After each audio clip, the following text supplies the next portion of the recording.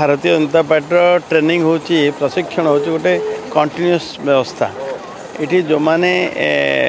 विधायक आ मंत्री एमपी समस्त को ट्रेनिंग आवश्यक अच्छे कि भाव लोक मान को डील करेंगे कि भाव लोक सेवा करेंगे कि भाव कौन से कथा रिएक्ट हेबे ना ये विभिन्न मंत्र विभिन्न कथा आम राष्ट्रीय अध्यक्ष तांकर प्रथम सेशन रे प्रथम सत्र रे आम मान को गुरुमंत्र देले एवं ता पर मुहूर्त सरकार को उपलब्धि एवं सरकार को योजना लोक पाखे पहुँचवा विभिन्न कथा समस्त ज्ञात भी रहा दरकार अच्छे आ विभिन्न योजना उपर मध्य समस्त ज्ञान रहिले आउटपुट भी बाहर एवं लोक पाखे ठीक भाव में पहुँची पार कि भाव गोटे ता कार्यकर्ता सीजन हो पार कि भाव प्रशिक्षित हो पार एवं जड़े प्रशिक्षित कार्यकर्ता ठीक भाव ता रूपायन कर ये उद्देश्य होची यार ग्राउंड को जानतु लोकों सहित मिशंतु दलित परिवार रे भोजन करूँ ये आमर व्यवस्था अच्छे आम मान को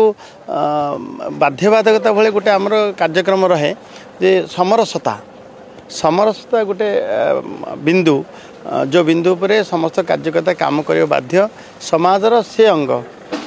सी पिछड़ा न हो एवं समाजर शेष दाड़े ठिया होता लोकड़ा पाखे केमी भलरे पहुँचब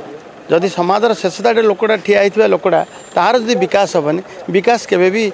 पहुँच पारबनी ताकू नहीं सहभोज एससी असबर्ण एससी